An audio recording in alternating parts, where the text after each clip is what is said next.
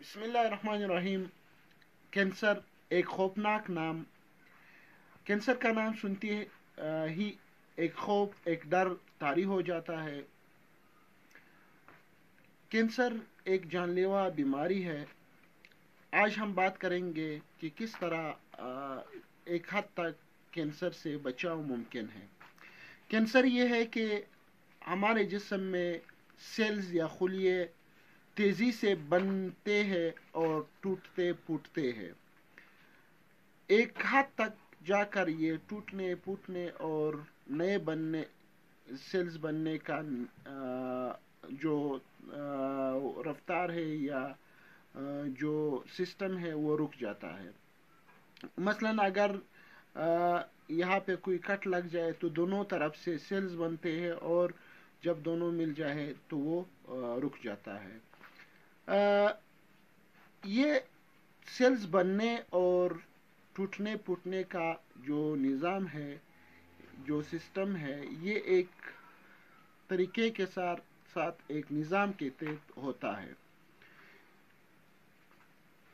Cancer اگر ہمارے جسم کے اپنے سیلز بے ترتیبی سے بڑھنے لگتے ہیں اور ایک ماس بن جاتا ہے، اول تو یہ ہے کہ یہ گلٹی یا ماس جو بنا ہے یہ جسم میں کدری بھی مثلا اگر سانس کی نالی میں بن جائے تو سانس رکتا ہے۔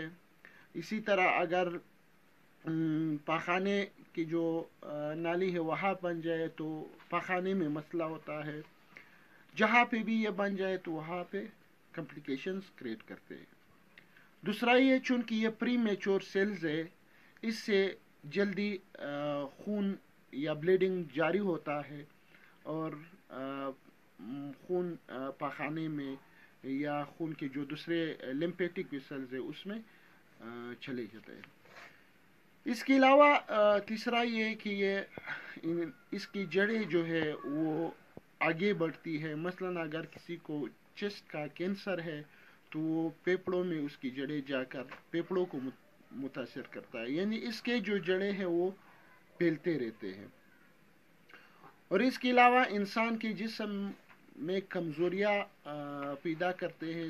جو کینسر کے سیلز ہیں وہ مزید کمزوریاں یہ پیدا کرتے ہیں کہ انسان کی بھوک کو ختم کر دیتا ہے، انسان کا جو بھوک کا سسٹم ہے اس کو متاثر کرتا ہے اور انسان کو کمزور کرتا ہے، اور اس طرح یہ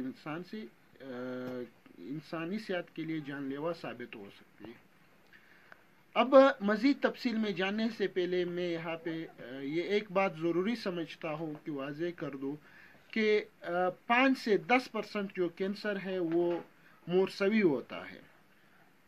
خاص کر جن کے والدین میں کینسر ہوتا ہے اس میں ایک حد تک چانسز ہوتے ہیں کہ کینسر ہو، اور ان کے جینز کا جب اسٹڈی کیا جائے تو اس میں پتہ چلتا ہے کہ 30 سال سے پہلے ان کو کینسر ہو چکا ہے۔ اب اس کے علاوہ جو دوسرے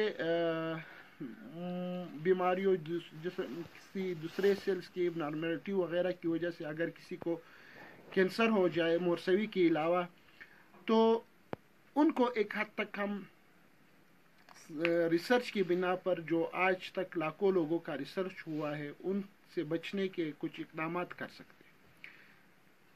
ریسرچ میں یہ ایک حیران کن بات سامنے آئی ہے کہ جن لوگوں کو کینسر ہوا ہے ان میں 4 چیزیں مشترکہ آئے ہیں۔ ایک حد تک ان 4 چیزوں میں کچھ مشترکہ ہے۔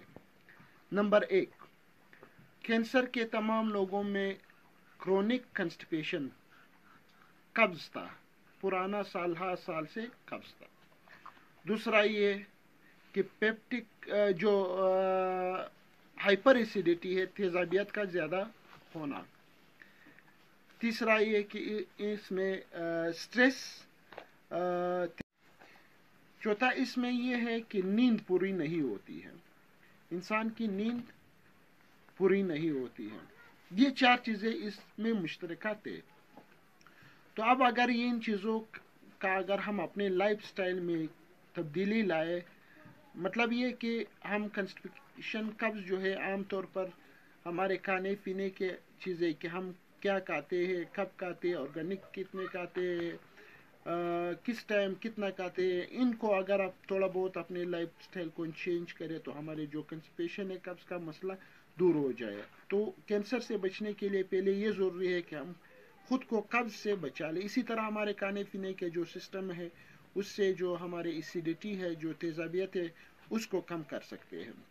اس کے علاوہ نیند بھی ہم اپنے ایکٹیویٹیز وغیرہ کو اگر چینج کرے، اس لائف سٹائل میں چینج لائے تو ہم نیند کو بھی پوری کر سکتے. اس طرح سٹریس جو ہے، تھوڑی بہت سٹریس ہر انسان کو ہوتا ہے، اس سے ہم اپنی زندگی میں سٹرگل کرتے ہیں.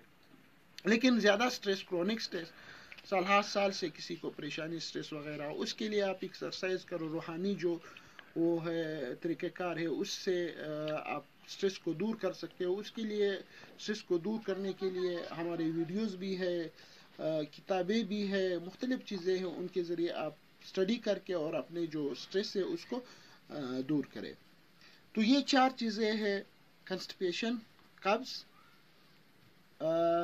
ہائپر ایسیڈیٹی تیزابیت، نیند کا پورا نہ ہونا اور سٹریس. ان کو اگر آپ اپنے لائف سٹائل کی چینجز کی وجہ سے ان کو آپ دور کرو گے تو ایک حد تک کینسر کی چانسز کم رہے گی. بہت شکریہ.